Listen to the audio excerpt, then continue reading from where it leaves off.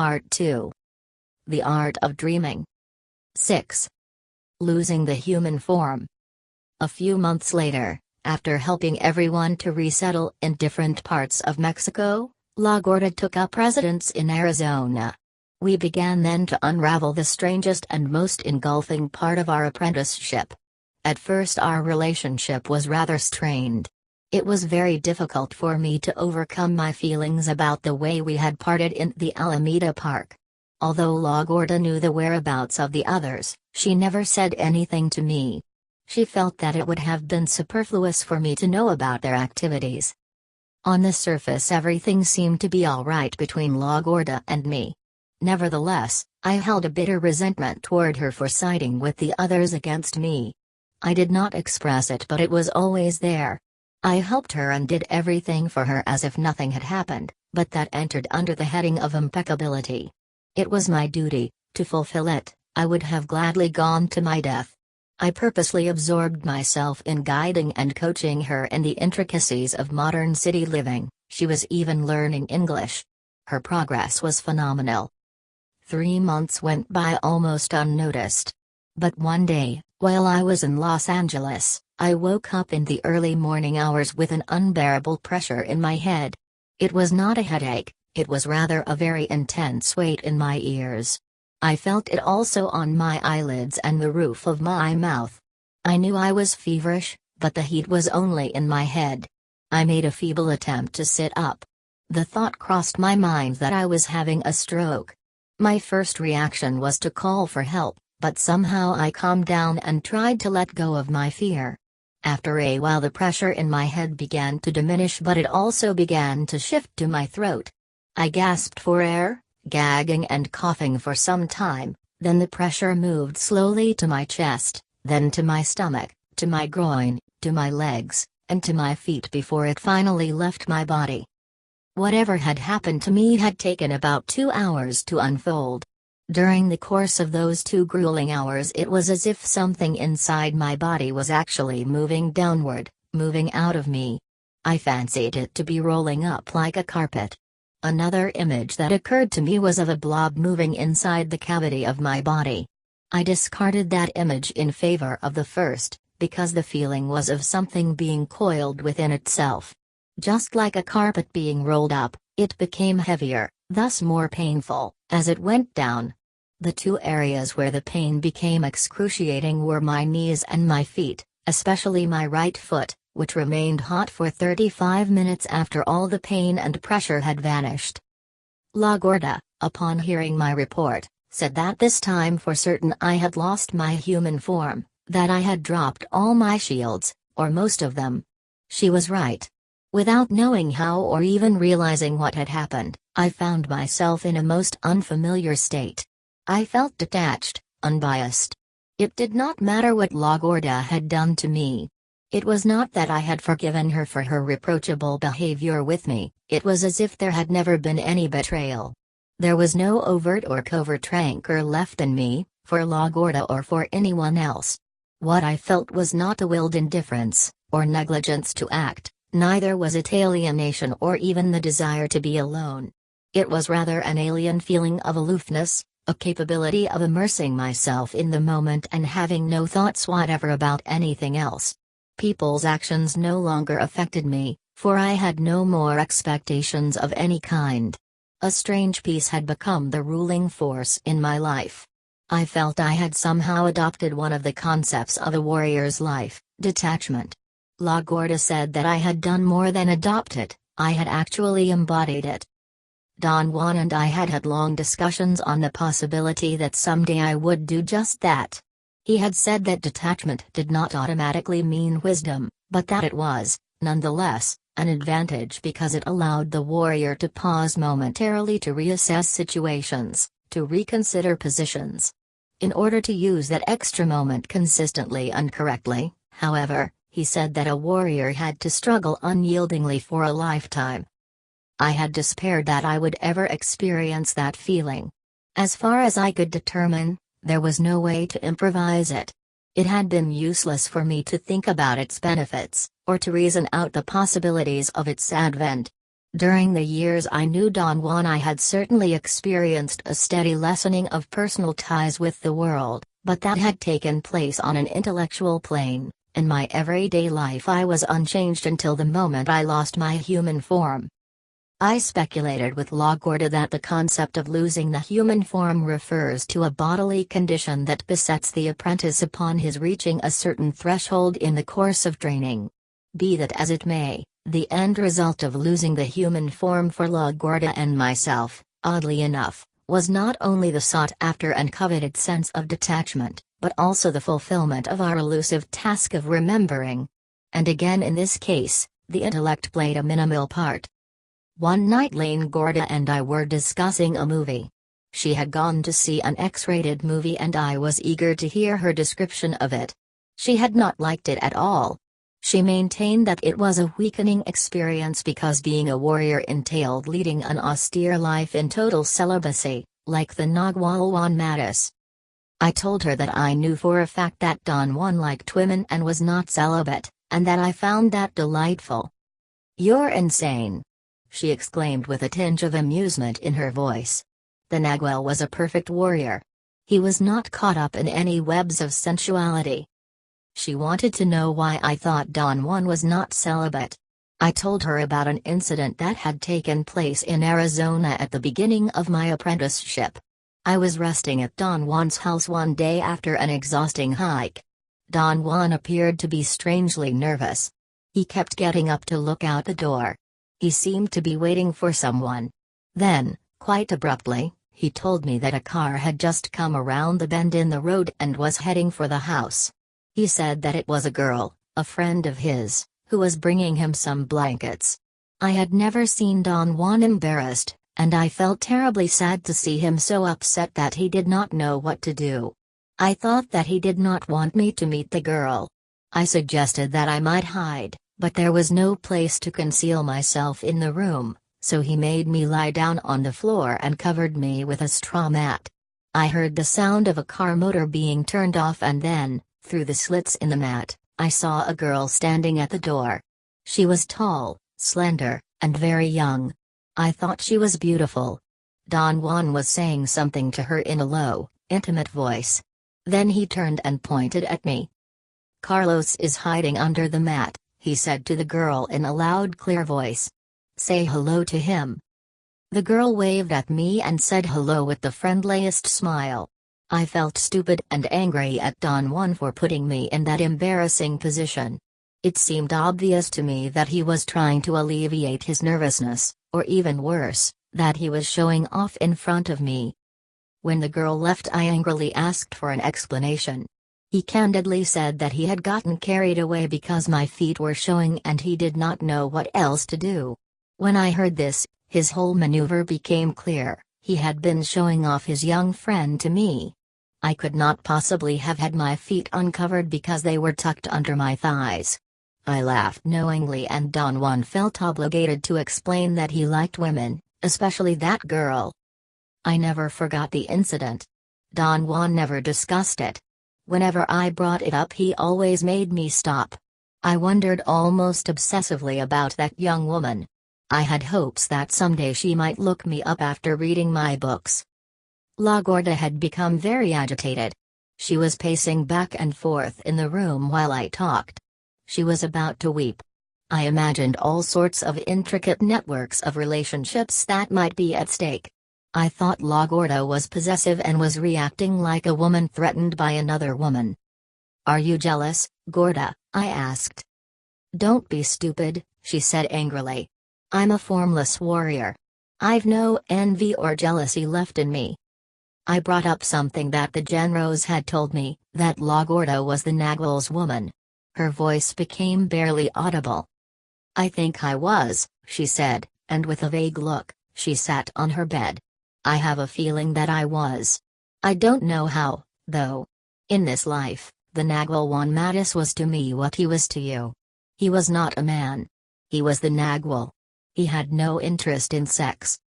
I assured her that I had heard Don Juan express his liking for that girl. "Did he say that he had sex with her?" LaGuardia asked. "No, he didn't, but it was obvious from the way he talked. I said. "You would like the Nagual to be like you, wouldn't you?" she asked with a sneer. The Nagual was an impeccable warrior. I thought I was right and did not need to review my opinion.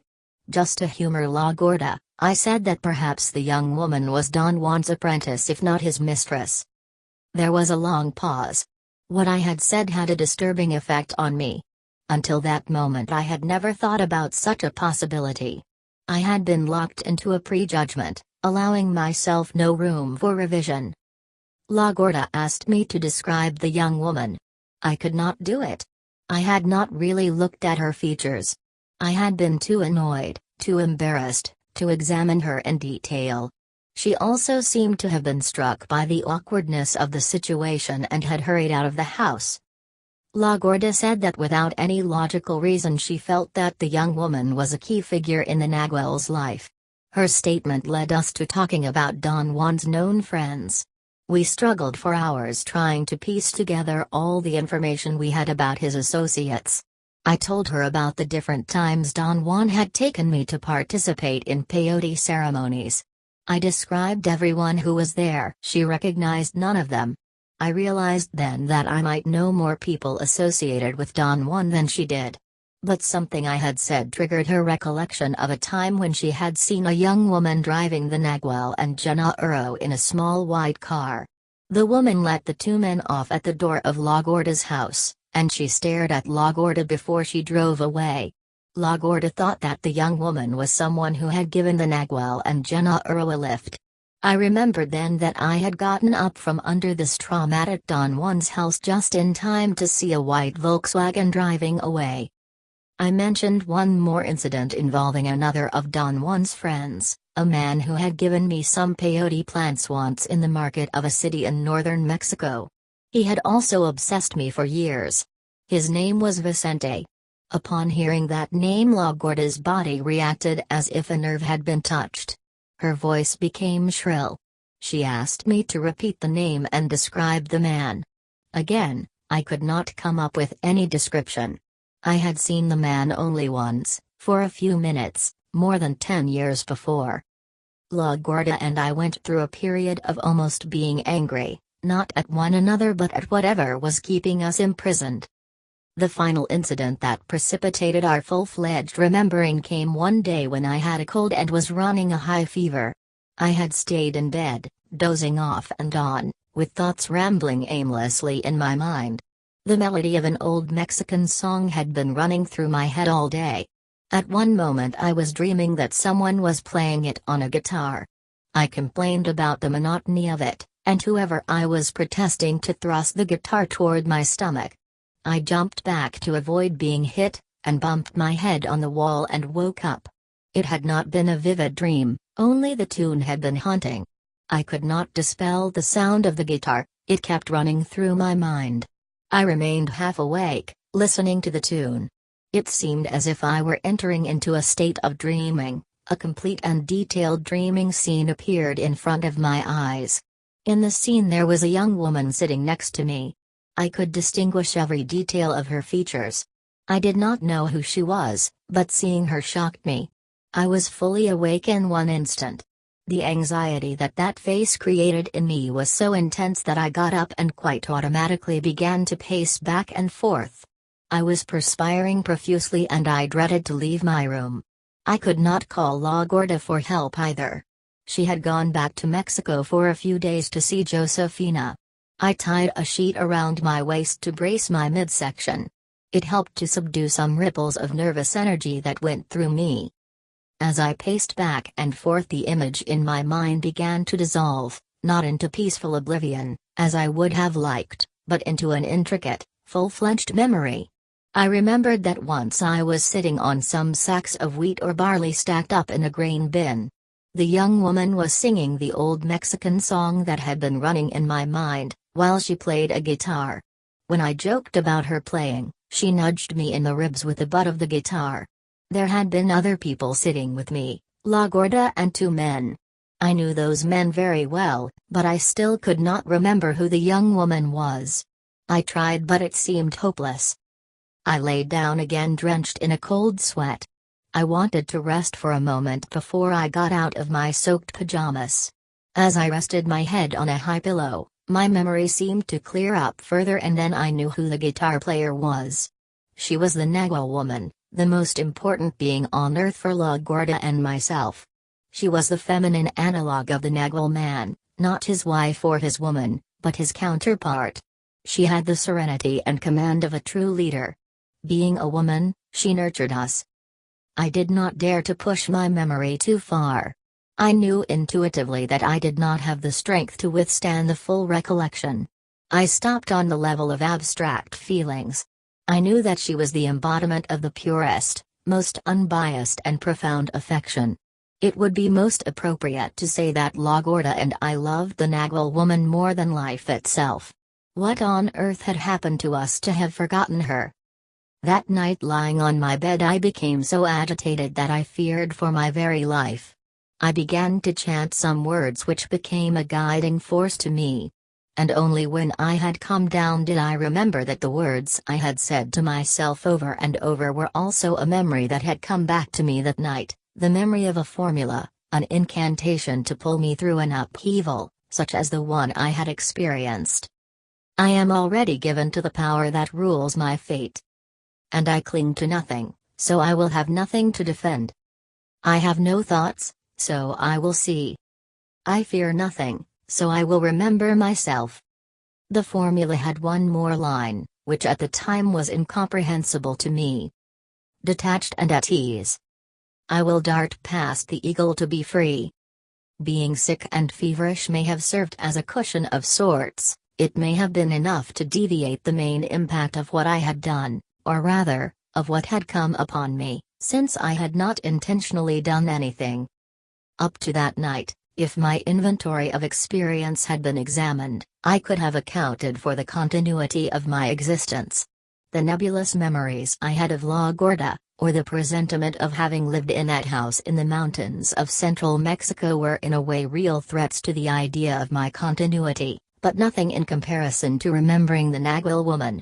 Not so much because of the emotions that the memory itself brought back, but because I had forgotten her, and not as one forgets a name or a tune.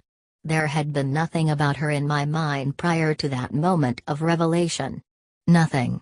Then something came upon me, or something fell off me, and I found myself remembering a most important being who, from the point of view of my experiential self prior to that moment, one had never met. I had to wait 2 more days for La Gorda's return before I could tell her about my recollection. The moment I described the Nagwal woman, La Gorda remembered her. Her awareness was somehow dependent on mine. The girl I saw in the white car was the Nagwal woman. La Gorda exclaimed. She came back to me and I couldn't remember her. I heard the words and understood their meaning, but it took a long time for my mind to focus on what she had said. My attention wavered. It was as if a light was actually placed in front of my eyes and was being dimmed. I had the notion that if I did not stop the dimming I would die. Suddenly I felt a convulsion and I knew that I had put together 2 pieces of myself that had become separated. I realized that the young woman I had seen at Don Juan's house was the Nagwal woman. In that moment of emotional upheaval, La Gorda was no help to me. Her mood was contagious. She was weeping without restraint. The emotional shock of remembering the Nagwal woman had been traumatic to her. How could I have forgotten her? La Gorda sighed. I caught a glint of suspicion in her eyes as she faced me. You had no idea that she existed, did you? She asked.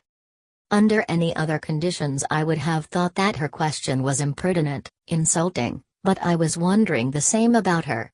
It had occurred to me that she might have known more than she was revealing. No. I didn't, I said. But how about you, Gorda? Did you know that she existed? Her face had such a look of innocence and perplexity that my doubts were dispelled. No, she replied. Not until today. I know now for a fact that I used to sit with her and the Nagwal Juan Matis on that bench in the plaza in Oaxaca. I always remembered having done that, and I remembered her features, but I thought I had dreamed it all. I knew everything and yet I didn't. But why did I think it was a dream? I had a moment of panic. Then I had the perfect physical certainty that as she spoke a channel opened somewhere in my body. Suddenly I knew that I also used to sit on that bench with Don Juan and the Nagual woman.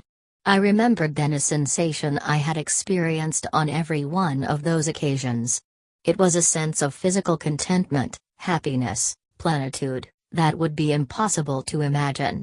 I thought that Don Juan and the Nagual woman were perfect beings, and that to be in their company was indeed my great fortune. Sitting on that bench, flanked by the most exquisite beings on earth, I experienced perhaps the epitome of my human sentiments. One time I told Don Juan, and I meant it, that I wanted to die then, so as to keep that feeling pure, intact, free from disruption. I told LaGuardia about my memory. She said that she understood what I meant. We were quiet for a moment and then the thrust of our remembering swayed us dangerously toward sadness, even despair. I had to exert the most extraordinary control over my emotions not to weep. LaGuardia was sobbing, covering her face with her forearm. After a while we became more calm. LaGuardia stared into my eyes. I knew what she was thinking. It was as if I could read her questions in her eyes. They were the same questions that had obsessed me for days. Who was the Nagual woman? Where had we met her? Where did she fit? Did the others know her too? I was just about to voice my questions when LaGuardia interrupted me.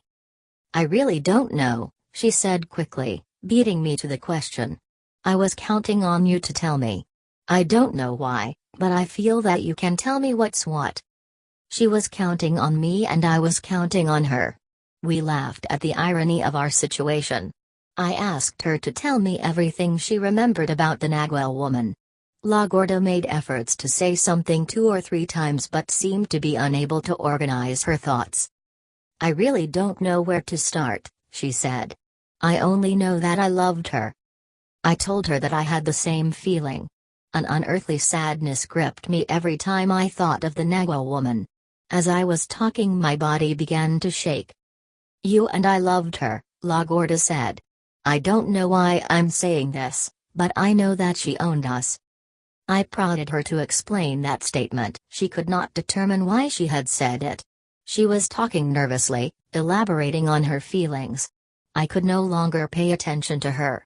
I felt a fluttering in my solar plexus. A vague memory of the Nagual woman started to form. I urged LaGuardia to keep on talking, to repeat herself if she had nothing else to say, but not to stop. The sound of her voice seemed to act for me as a conduit into another dimension, another kind of time. It was as if blood was rushing through my body with an unusual pressure. I felt a prickling all over, and then I had an odd bodily memory. I knew in my body that the Nagual woman was the being who made the Nagual complete. She brought to the Nagual peace, plenitude, a sense of being protected, delivered. I told LaGuardia that I had the insight that the Nagual woman was Don Juan's partner. LaGuardia looked at me aghast. She slowly shook her head from side to side. She had nothing to do with the Nagual Juan Matus, you idiot, she said with a tone of ultimate authority. She was for you. That's why you and I belong to her.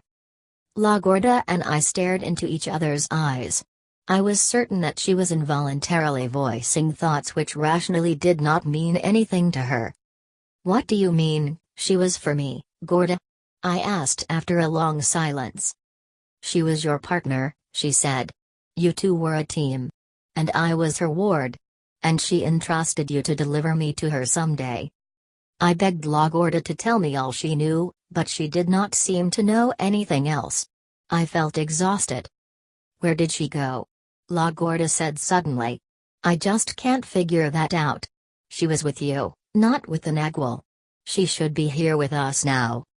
She had then another attack of disbelief and fear. She accused me of hiding the Nagual woman in Los Angeles. I tried to ease her apprehensions. I surprised myself by talking to LaGuardia as if she were a child. She listened to me with all the outward signs of complete attention. Her eyes, however, were vacant, out of focus.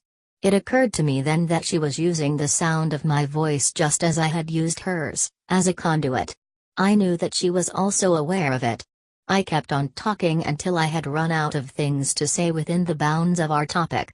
Something else took place then, and I found myself half listening to the sound of my own voice.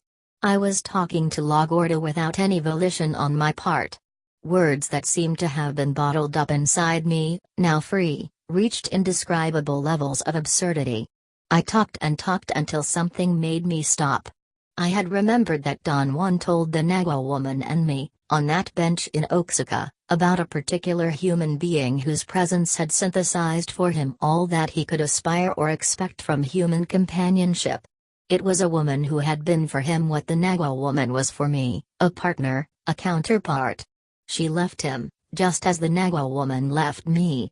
His feelings for her were unchanged and were rekindled by the melancholy that certain poems evoked in him. I also remembered that it was the Nagua woman who used to supply me with books of poetry. She kept stacks of them in the trunk of her car. It was at her instigation that I read poems to Don Juan. Suddenly the physical memory of the Nagua woman sitting with me on that bench was so clear that I took an involuntary gasp of air, my chest swelled. An oppressive sense of loss, greater than any feeling I had ever had, took possession of me. I bent over with a ripping pain in my right shoulder blade. There was something else I knew, a memory which part of me did not want to release. I became involved with whatever was left of my shield of intellectuality, as the only means to recover my equanimity. I said to myself over and over that LaGuardia and I had been operating all along on two absolutely different planes. She remembered a great deal more than I did, but she was not inquisitive. She had not been trained to ask questions of others or of herself. But then the thought struck me that I was no better off. I still was as sloppy as Don Juan had once said I was. I had never forgotten reading poetry to Don Juan, and yet it had never occurred to me to examine the fact that I had never owned a book of Spanish poetry, nor did I ever carry one in my car. LaGuardia brought me out of my ruminations. She was almost hysterical. She shouted that she had just figured out that the Nagua woman had to be somewhere very near us. Just as we had been left to find one another, the Nagua woman had been left to find us. The force of her reasoning almost convinced me. Something in me knew, nevertheless, that it was not so. That was the memory that was inside me, which I did not dare to bring out. I wanted to start a debate with LaGuardia, but there was no reason. My shield of intellect and words was insufficient to absorb the impact of remembering the Nagua woman. Its effect was staggering to me, more devastating than even the fear of dying. "The Nagua woman is shipwrecked somewhere," LaGuardia said meekly. "She's probably marooned and we're doing nothing to help her." "No. No," I yelled. "She's not here anymore." I did not exactly know why I had said that, yet I knew that it was true. We sank for a moment into depths of melancholy that would be impossible to fathom rationally. For the first time in the memory of the me I know, I felt a true, boundless sadness, a dreadful incompleteness. There was a wound somewhere in me that had been opened again. This time I could not take refuge, as I had done so many times in the past, behind a veil of mystery and not knowing. Not to know had been bliss to me. For a moment, I was dangerously sliding into despondency. LaGuardia stopped me. "A warrior is someone who seeks freedom," she said in my ear. "Sadness is not freedom. We must snap out of it." Having a sense of detachment, as Don Juan had said, entails having a moment's pause to reassess situations.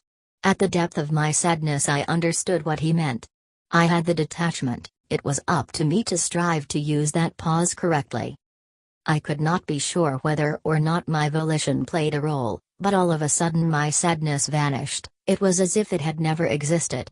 The speed of my change of mood and its thoroughness alarmed me. "Now you are where I am," LaGuardia exclaimed when I described what had happened. "After all these years I still haven't learned how to handle formlessness. I shift helplessly from one feeling to another in one instant. Because of my formlessness I could help the little sisters, but I was also at their mercy. Any one of them was strong enough to make me sway from one extreme to the other. The problem was that I lost my human form before you did." If you and I had lost it together, we could have helped each other. As it was, I went up and down faster than I care to remember. I had to admit that her claim of being formless had always seemed spurious to me. In my understanding, losing the human form included a necessary concomitant, a consistency of character, which was, in light of her emotional ups and downs, beyond her reach. On account of that, I had judged her harshly and unjustly. Having lost my human form, I was now in a position to understand that formlessness is, if anything, a detriment to sobriety and level-headedness. There is no automatic emotional strength involved in it. An aspect of being detached, the capacity to become immersed in whatever one is doing, naturally extends to everything one does, including being inconsistent and outright petty. The advantage of being formless is that it allows us a moment's pause, providing that we have the self-discipline and courage to utilize it. At last LaGuardia's past behavior became comprehensible to me.